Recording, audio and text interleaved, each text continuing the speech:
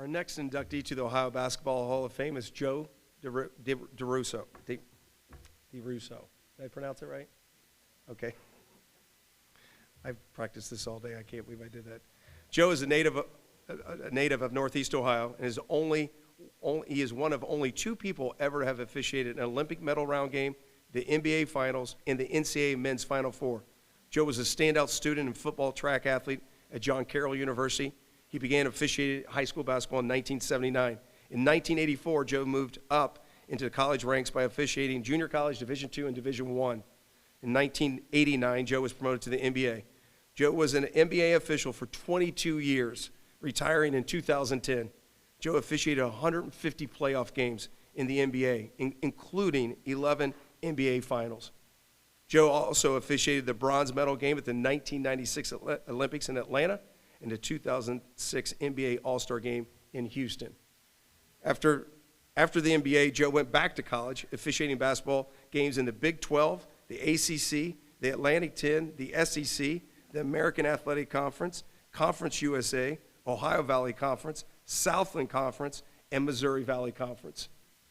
His NCAA tournament resume includes the 2014 and 15 title game and the memorable Final Four matchup between Kentucky and Louisville in 2012. Joe is in the Louisville High School Hall of Fame and Summit County Sports Hall of Fame. Please join me in welcoming Joe DeRosa to the Ohio Basketball Hall of Fame. DeRosa.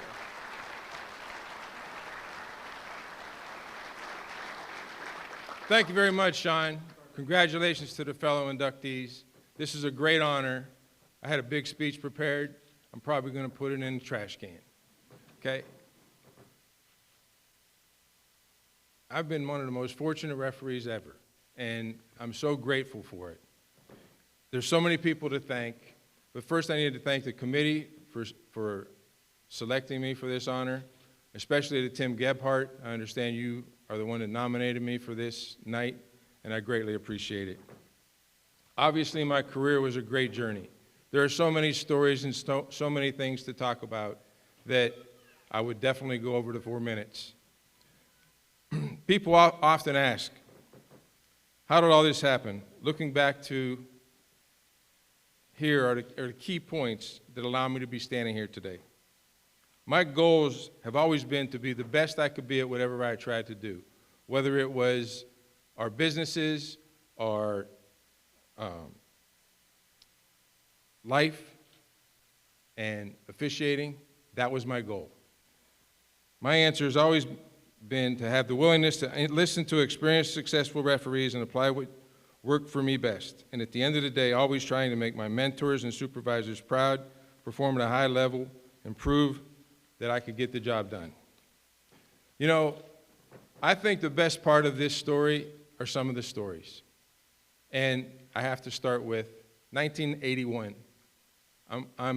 My business moves me to Western Kentucky and Paducah, Kentucky. I go to my first high school meeting, and I'm all excited. I get my first half-year schedule. I get 14 JV games. Most of those were girls' games. So I go home. Well, it really wasn't home because we lived in a trailer. And I go to my wife, Patty, and I said, look, I got my schedule. I got 14 games. She said, you're going to be gone every night. I said, no, I'm not going to be gone every night. I'm going to be there. You can come watch. We'll have a great time. Well, we'll come back to that in a second. There's so many people to thank. There's a gentleman named Dale Kelly, another gentleman named Ralph Stout, who gave me my first Division I games. They saw me at a camp and brought me out of nowhere. Then moved to 1989. A man named Daryl Garrettson, Hall of Famer, a great man, outstanding teacher. He was an NBA active referee and also was the supervisor of officials. He comes to a camp, sees me referee, calls me after the camp, invites me to go to NBA Summer League because they needed to hire more referees because of expansion, and they went to 3-person mechanics. I go to the camp. 13 days later, I get a call from Rod Thorne, who was the vice president of operations, and he says, look, Daryl Garrison tells me you can get the job done. I don't know anything about you, but I promise you this, we'll never hire another referee like we're hiring you. So it's been a great journey. I have to tell you about my first exhibition game, though. I mean, I might go a little bit longer, but I'll tell you this. So my first exhibition game, I really went into the NBA cold. So my first exhibition game, for some reason, Phoenix was playing New York in Dayton. So Patrick Ewing played for the Knicks. First foul call I ever make in the NBA is a foul on Patrick. It was wrong. 4 minutes later, I call another foul on Patrick. It was wrong. He comes back into the game, second period. Ed Rush, Hall of Famer, is standing next to him during a free throw on the lane line. And I see Ed going as Patrick's leaning over and asking questions. And then I see him go. So at halftime, I said, Ed, what was he asking you? He said, well, he said, that guy over there, like, is he new? Ed said, mm-hmm. He said, well, is he one of those guys that they kind of just thinking about hiring? Ed said, mm-hmm. He said, is he your full-time referee? Mm-hmm. Patrick looked over and said, Ed, you have a lot of work to do. I could go on and on and on, but there are some people here that I do need to thank. I need to thank Curtis Shaw, who whenever I did come back to college basketball, gave me an opportunity, called me on the phone and said, hey, I know you just retired from the NBA. Would you be willing to work some college games? It led to me working the Big 12 tournament for 10 years and 3 Final Fours. And also John Adams, who is here. He was the director of officiating for the NCAA men's basketball from 2007 to 2015. He was very instrumental in improving basketball officiating during that time.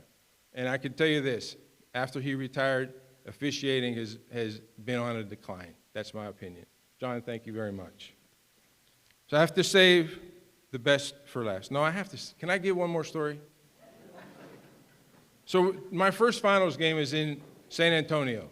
It's New Jersey at San Antonio, game 1. My wife had been to hundreds of games. My son came to the game. My daughter didn't come to the game because she wanted to stay home and get her driver's license because she just turned 16. Go figure. So anyhow, we go to the game. Normally, the home team security would meet you at your car. Well, we get there. There's 10 TV trucks. We're met by NBA security, San Antonio security, and New Jersey security. We're walking in. There's a camera watching it, filming us walking in, and my wife grabs my arm, and she said, "Don't screw this up." But she might have used a different word.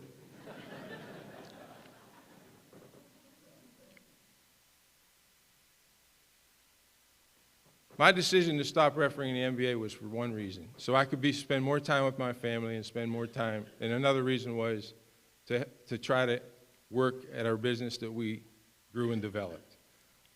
I did not regret it at all.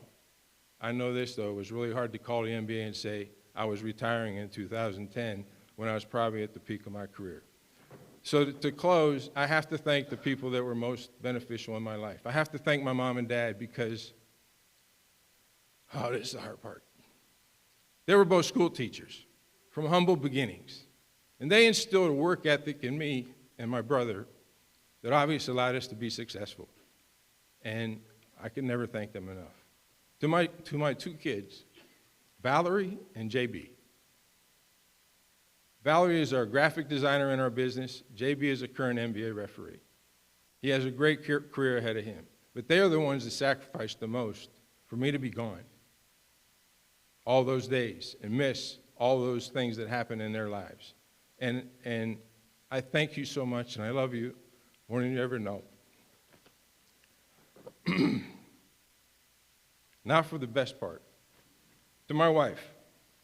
She was there from the beginning. Little did we know that night in our trailer in 1981, did we know that I'd be gone for 45 nights, referee over 2,500 games, over 34 years. Thank you so much. I love you from the bottom of my heart. Thank you for this honor, and I made it through it.